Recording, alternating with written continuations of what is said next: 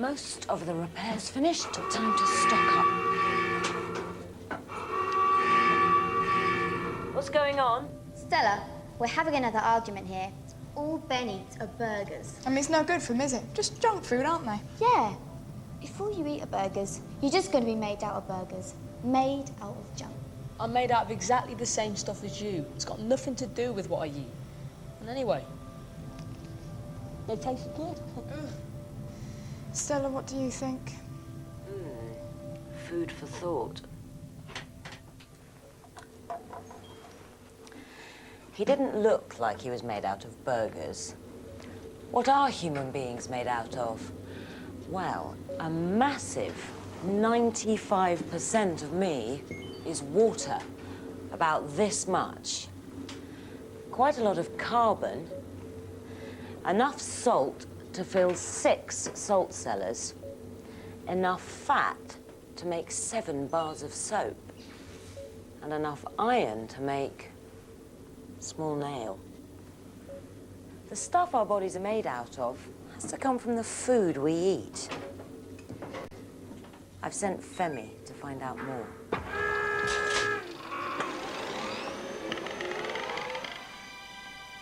OK, so we've all got to eat. But what if you're at sea? You only get to eat what you've remembered to bring. That's true of the people I've come to meet. They're about to start off on a yacht race around the world, and I have brought them some supplies. But on board EF Language, Pia's not impressed. These bags are too heavy.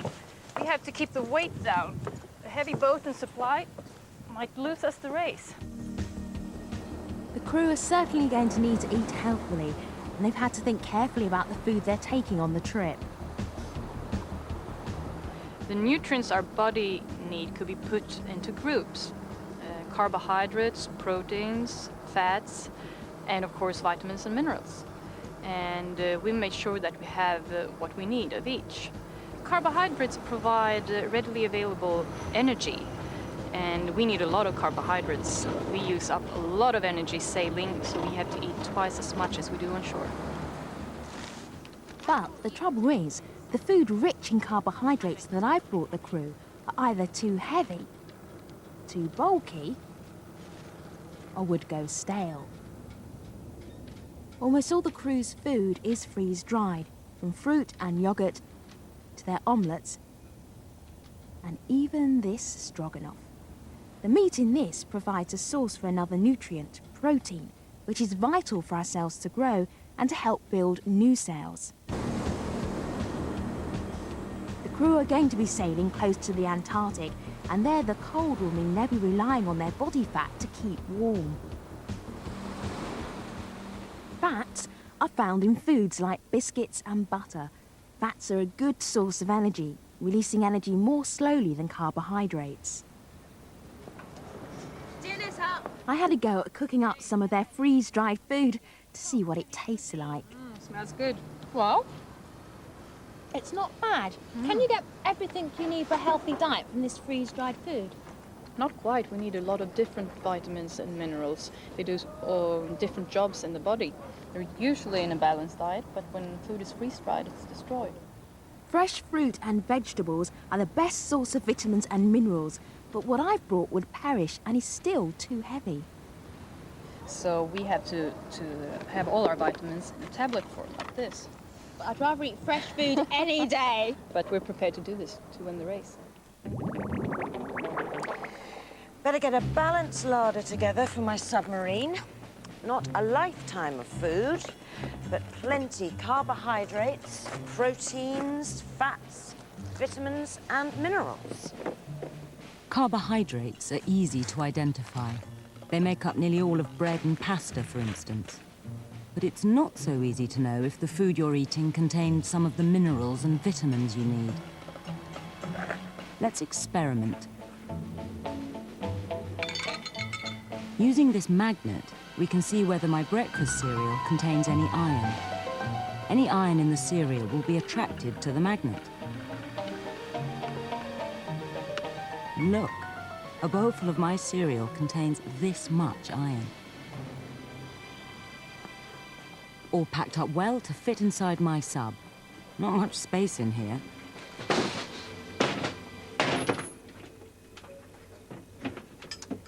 The knack of packing things into a small space is used inside the human body. This box is about the same length as my body from mouth to anus. But inside,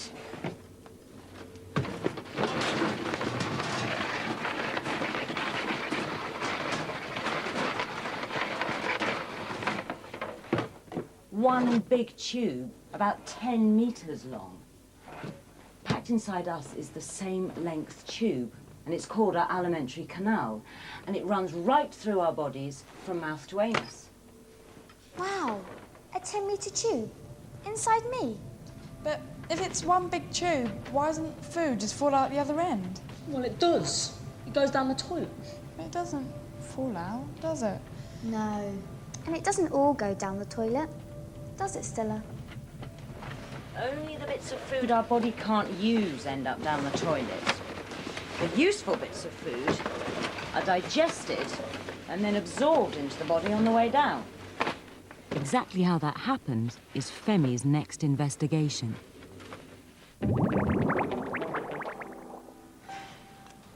It's getting cold, and I'm no nearer even starting this investigation. Well, there's no point wasting it, is there?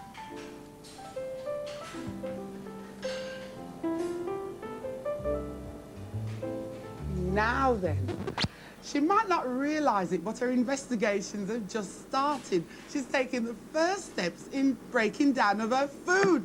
The mouth is like a chopping board. Well, it is. The teeth chop up the food and grind it to a pulp. It's a very physical process. Chewing also increases the surface area of the food, which helps the first chemical processes of digestion. And that's where saliva comes in. Wonderful stuff, saliva. All 1.5 litres a day of it. It moistens the food, making it easier to swallow. Food's got to be broken down chemically so that the large molecules of food can be changed into molecules small enough to be absorbed by the body. Saliva contains an enzyme which starts breaking down the starch in the bread and chips into sugars the body can actually use. OK, so what's happening here? In the mouth, the carbohydrates start being broken down, but I don't think my body's actually absorbing anything yet. She's right. There's still more breaking down, more digesting to do. Once the food reaches the stomach, glands in the stomach lining secretes a liquid called the gastric juice, which helps break down protein. Everything's mixed together and churned up by the muscles in the stomach wall. A lot of the carbohydrates and some of the protein have been broken down, but hardly any of the fat from the food's being digested yet. I'm stuffed. I couldn't eat another thing. Oh. So, now the food's in my stomach, the proteins and carbohydrates are breaking down. But what's next? Hi, Rusty. I thought I'd come and see what you're up to. Well, I thought I'd have a look and see what happens to the food after the customers had it. Well, I think I've got a pretty good idea what happens to the food up to when it gets to the stomach. In fact, I can feel it there right now. But I'm not too sure what happens after that. Well, it all moves on to the small intestines. Ah, the duodenum. What happens there? This is where the fats in the burger are broken down. Bile, which is made in the liver, together with enzyme, this time from the pancreas, break down the fats. These enzymes from the pancreas complete the digestion of the rest of the carbohydrate and the proteins too. So, in the duodenum, fats are dispersed into tiny droplets. And carbohydrates and proteins are digested here too. So now my burgers and chips have been well and truly broken down by all the enzymes and everything. But is my body actually able to make use of all the nutrients from the food yet? Just about. That's what happens next in the next part of your small intestines, the ileum. Help me fold these, Femi. All the nutrients from your digested foods passes through the walls of the ileum to get into your bloodstream. This means at last the body can actually make use of the nutrients. Why am I folding up these cloths, Rusty? The walls of the intestines aren't flat. It's covered with millions of tiny little fingers called the villi. There are about 4,000 villi in the area of the size of a fingernail, and each of these contain blood vessels which absorb the nutrients from the body. So because there are so many, there's a much larger surface area to absorb all the nutrients. She's right. By the end of the small intestines, nearly all the nutrients from the food have been absorbed into the blood system. So, by the time the foods pass through the ileum, they're broken down enough for the nutrients to be absorbed into the blood. And it's on to the last stage of digestion. The large intestine. But what's actually left by now? All that's left is a little water and undigested food. Fibre, for instance, which helps to keep the feces moist. So there's not much of Femi's burger left. A little bit of water which has been absorbed through the walls of the large intestines. The remaining material, the feces, becomes a little bit more solid. And that passes out of the body through the anus.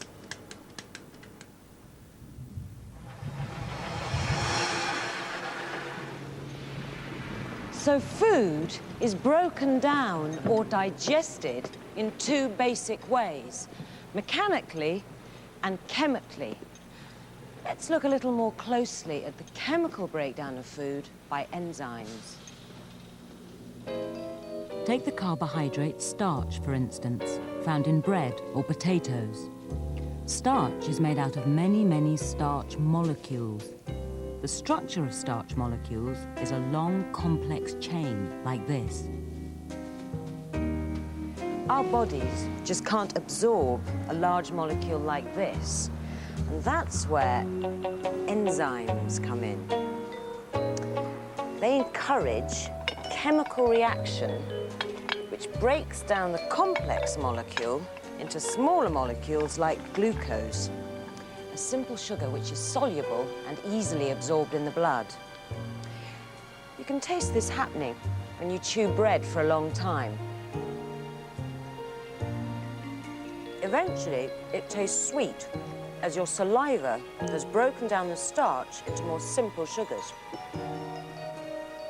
Fats, in butter and oil, for example, are broken up in a different way. This beaker contains olive oil. Add a solution of washing up liquid and water, and watch the oil break up into little globules. In your body, the bile helps the fats to break down like this, which gives them a much larger surface area. This large surface area helps enzymes from the pancreas to digest the fats. Once the food's been digested into small enough molecules, it can pass through the gut wall into the bloodstream and be used by the body to keep us alive. I've got a good idea what food I need to survive. But what about Boffin here? What does she need? Maybe Femi can help. Now, this is what I call an investigation. Out in the wild, observing the feeding habits of wild animals. My every sense geared to stop it from becoming somebody else's dinner. Well, actually, I spent the day here at Whipsnade Wild Animal Park finding out what you can tell about an animal from its diet.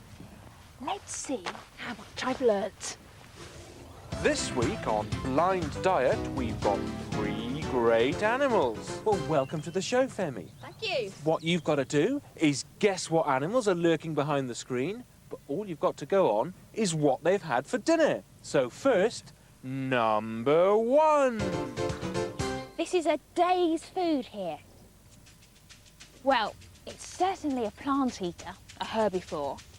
And because it eats grass or hay, which has a very low nutritional value, it I guess it spends a lot of its time just eating. This is a huge amount of food for just one day, which means it's a big herbivore. No, they don't eat fruit, do they? I think it's a large deer or antelope. Well, let's go behind the screen and see if you're right. Whoa! Hello, you've been very quiet back here, haven't you? Now, Peter, how can an animal this size get all the nutrients it needs from just grass and a bit of fruit and veg? Well, one thing, Femi, is that they do eat very large quantities of food. But what's really interesting is that they get lots of minerals and salts by eating earth. So what about number 2? Now, what do you make of this animal, Femi? A meat eater. We have a carnivore behind the screen. Oh, well, meat is an excellent source of nutrients, so this animal doesn't have to spend all its time eating. But bears are omnivores. They don't just eat meat, they also eat grass and fruit. On the other hand, it could be an energetic meat eater. It's not a big cat like a tiger or a cheetah, is it? That's exactly right. Come and have a look. Cheetah. Well, I'm pleased there's a fence. But in the wild, Femi, cheetahs can starve to death. They use so much energy catching their food, they've got none left to stop other animals, like lions, from stealing it. And finally, Femi, number 3. Small birds. But, Femi, number 3 only eats about once every 10 days or so. Ah, now, if it eats that infrequently, it can't use that much energy. So it's not going to move around much. But a crocodile would need to eat more than that. Maybe it's a snake. I was right. Meat barrel. Boa constrictors are extremely efficient eaters. Their bodies can digest nearly everything they eat, including the animal's bones.